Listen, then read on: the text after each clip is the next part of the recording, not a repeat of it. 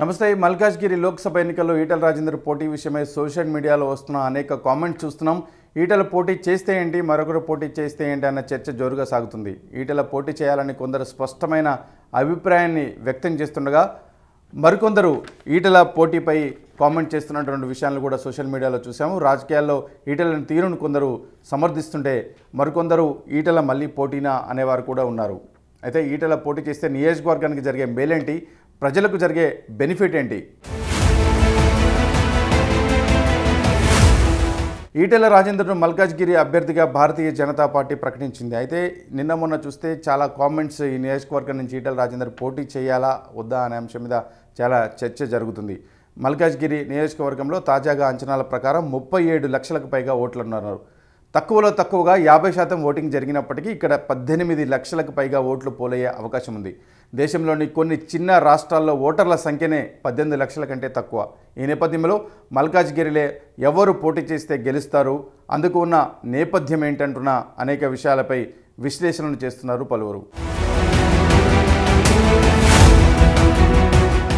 ఈటల మల్కాజ్గిరి బరిలో నిలిచే విషయమై వివిధ వర్గాల నుంచి ఆయన్ను విమర్శలు వస్తూనే ఉన్నాయి. వాస్తవానికి ఎవరు బరిలో దిగితే బాగుంటుంది అనే దానిపై పెద్ద ఎత్తున చర్చ సాగింది.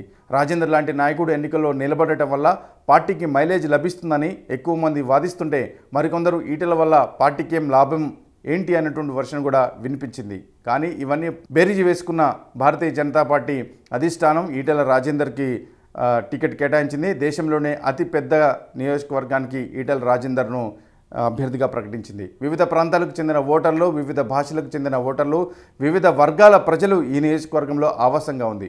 7 అసెంబ్లీ సెగ్మెంట్లలో విభిన్న తీరును కలిగి ఉన్నాయి. మేడ్చల్, మల్కాజ్గిరి వాతావరణం ఒకలా ఉంటే ఉప్పల్, ఎల్బీనగర్లో మరోలా, సికింద్రాబాద్ కంటోన్మెంట్లో ఇంకోలా, కుత్బుల్లాపూర్, కుకట్పల్లిలో మరోలా గ్రౌండ్ ఉంది. ఇలాంటి నియోజకవర్గంలో బలమైన అభ్యర్థి లేకపోతే బీజేపీకి గెలుపు కష్టమన్న అభిప్రాయం వ్యక్తమవుతుంది. ఓవైపు ప్రధాని నరేంద్ర మోదీ చరిష్మా, మరోవైపు ఈటల పాపులారిటీ రెండూ కలిస్తేనే ఎన్నికల్లో విజయం అని ఎక్స్పర్ట్స్ స్పష్టం చేస్తున్నారు. కానీ పార్టీ కార్యకర్తల్లో మాత్రం కొందరు భిన్న వర్షన్లు వినిపించినా ఈటల రాజేందర్కే టికెట్ దక్కింది.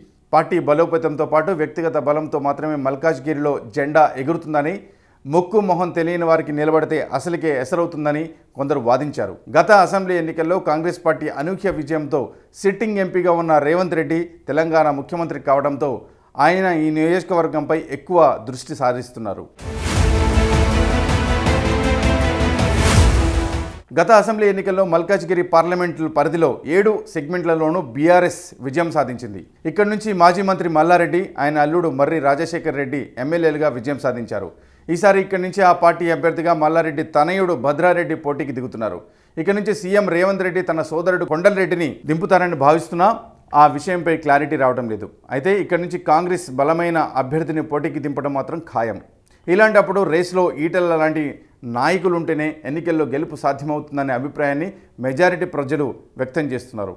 వ్యూహాత్మకంగా ఆలోచించుకుంటే అసలుకే ఎసరవుతుందన్న అభిప్రాయాన్ని సోషల్ మాధ్యమాల్లో పార్టీ కార్యకర్తలు వ్యక్తం చేశారు. అందరి అభిప్రాయాలు తీసుకున్న భారతీయ జనతా పార్టీ కేంద్ర నాయకత్వం ఈటల రాజేందర్ని అభ్యర్థిగా ప్రకటించింది. ఇక పోటీకి ఆయన సిద్ధమవుతున్నటువంటి నేపథ్యంలో రాష్ట్రంలో కాంగ్రెస్ అధికారంలోకి వచ్చింది. భారతీయ జనతా పార్టీ కేంద్రంలో అధికారంలో ఉంది.